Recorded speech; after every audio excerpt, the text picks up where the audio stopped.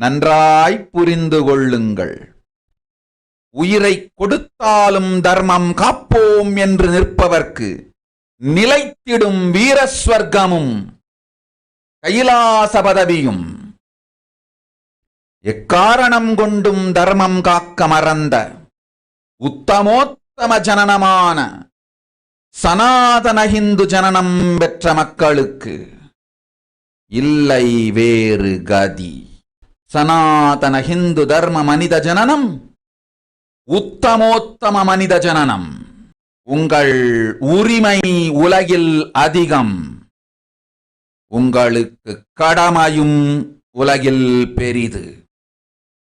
தர்மம் காத்தாலே கடமை, தர்மம் காக்காதார்க்கு உயிர் வாழும் உரிமை இல்லை.